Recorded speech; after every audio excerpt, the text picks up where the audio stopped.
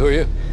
Private Eugene Sledge, sir. The responsibility in playing Eugene Sledge is enormous, to make sure that I live up to the man that he really was. He wrote a book, which the show is partially based on. We wanted this to really be based on, you know, real people in real survival situations. The war in the Pacific was savage, brutal. It was hideously difficult for all of them. I've never been more scared in my entire life. The man who isn't scared out here is either a liar or dead.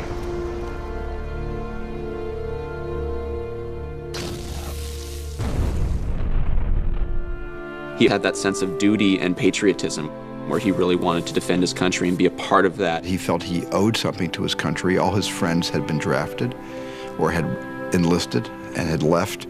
Gene's very good friend, Sidney Phillips, had joined the Marine Corps and was leaving.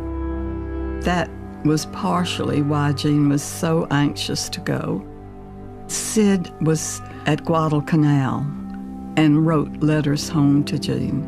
I told Sledge in one of my letters from Guadalcanal that he should join nothing, not even the Girl Scouts, not the Boy Scouts, the Salvation Army. I said, just stay out of everything and anything. He decided that the war might end before he could get over there, and so he wanted to join the Marines. He had to ask his parents' permission, and his father said, well, they won't take you. You have a heart murmur.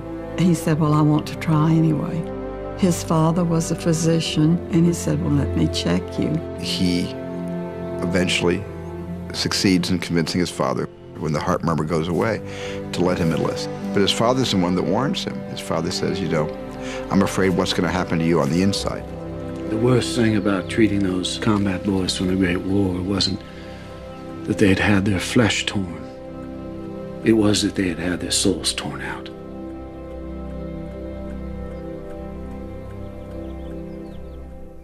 They shipped out to Peleliu, which was next on the list to be taken out by the Marines. The 1st Marine Division was in the front lines approximately 30 days.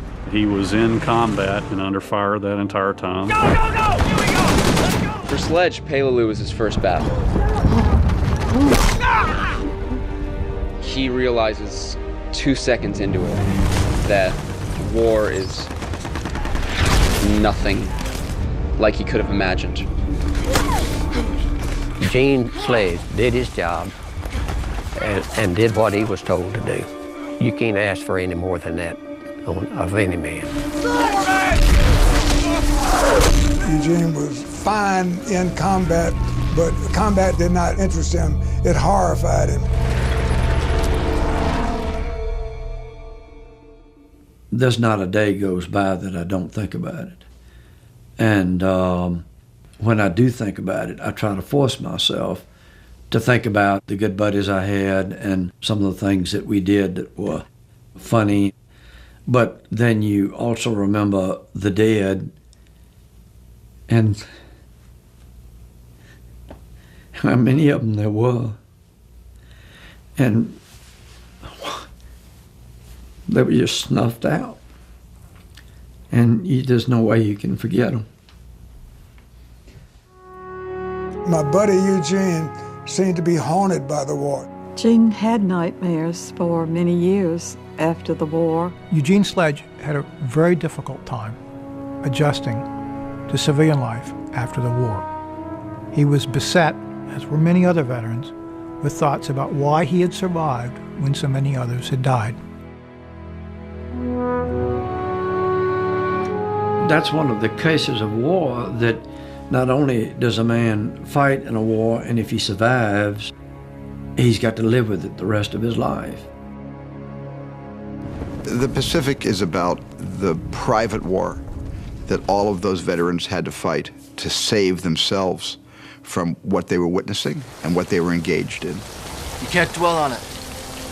You can't dwell on any of it. My father would say that one of the worst things about World War II was the complete waste of human life, of human potential, brutalization of the survivors.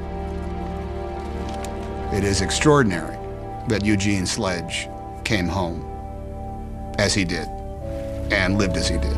what you have to do is to try to focus your mind on other things.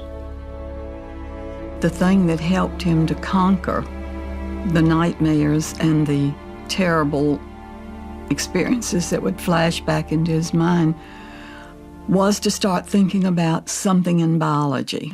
He had found his calling. He also found that he enjoyed teaching.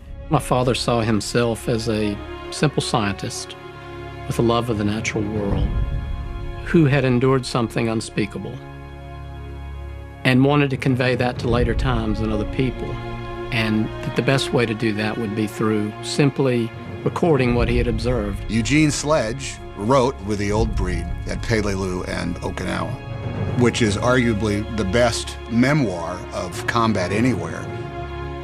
They were not allowed to keep diaries on the front lines. You ain't supposed to write shit down, you know.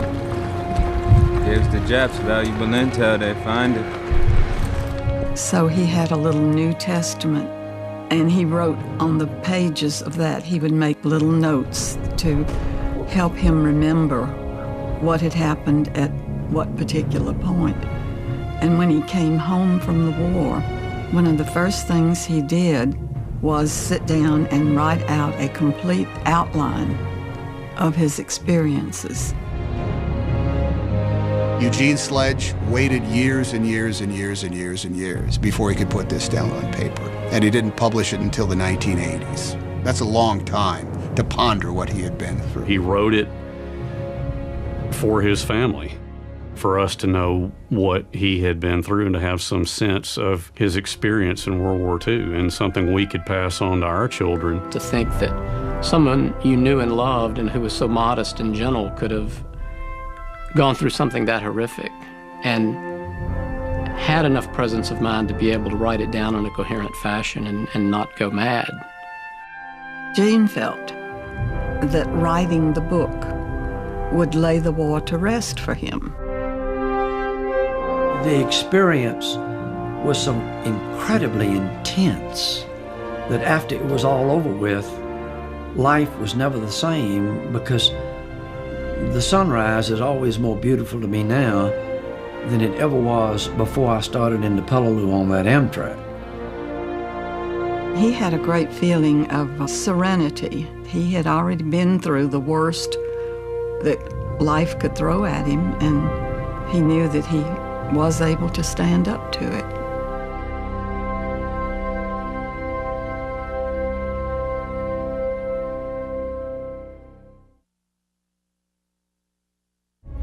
I don't want to look in your eyes someday and see no life. That would break my heart.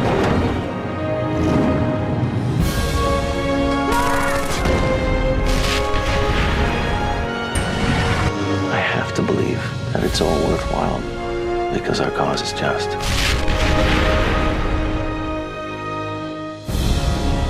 Don't miss the HBO miniseries event, The Pacific, on HBO from Comcast. Call 1-800-COMCAST to order HBO today.